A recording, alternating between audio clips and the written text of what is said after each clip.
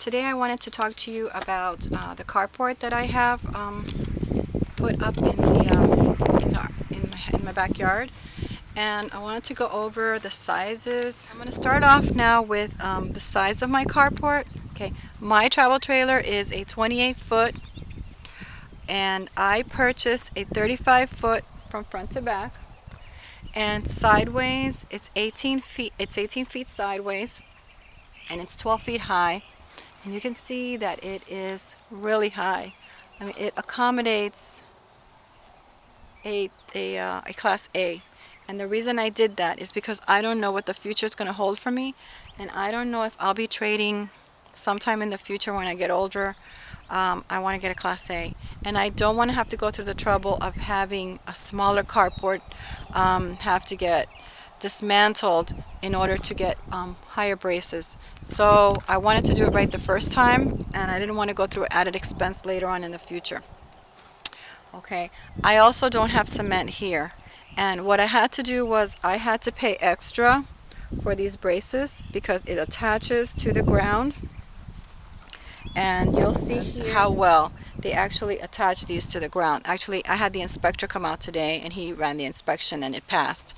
So I know that everything's good to go. This carport is good to 160 miles an hour, and I don't feel that I'm going to have a problem with anything. I think that it's secure.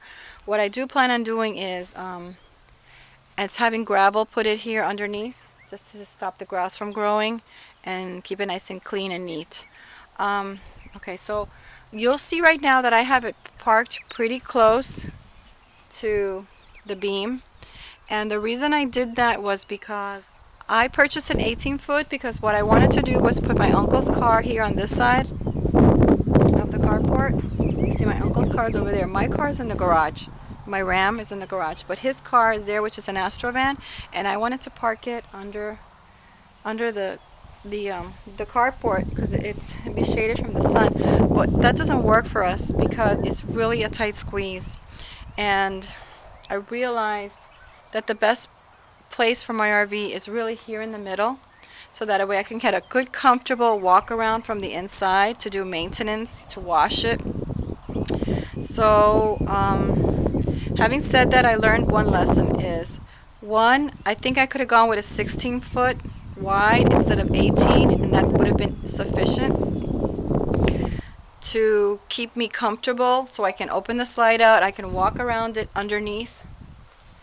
And what I would have done too, that I thought that I would have saved some money by not buying those 2 extra feet of 12-foot RV carport, is I could have had a smaller carport attached. If this would have been 16 feet, a smaller carport to these beams, and I could have had a small carport just for a car. So if I have a towable in the future, I would just have a carport right beside my RV that's just for the car.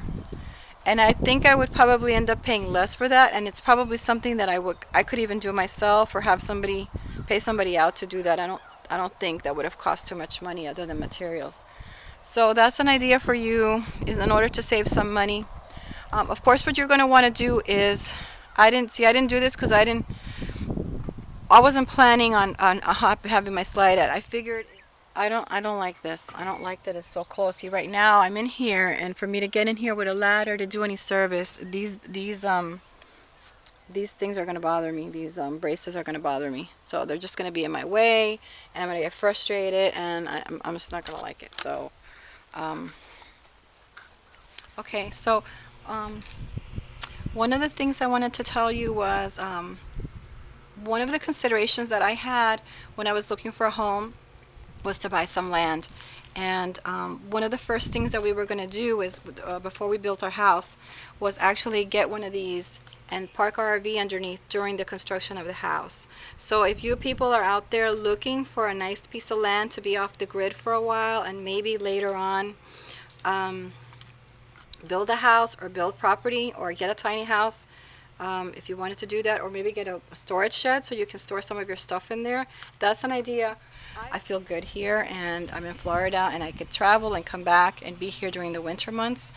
And the this is a property that I could be able to sell to somebody who is really into RVing and wants the same thing as I, to be able to be here for the winter time and travel during the summertime. Anyway, so yeah. Oh, the other reason I didn't go any bigger too was because of the tree.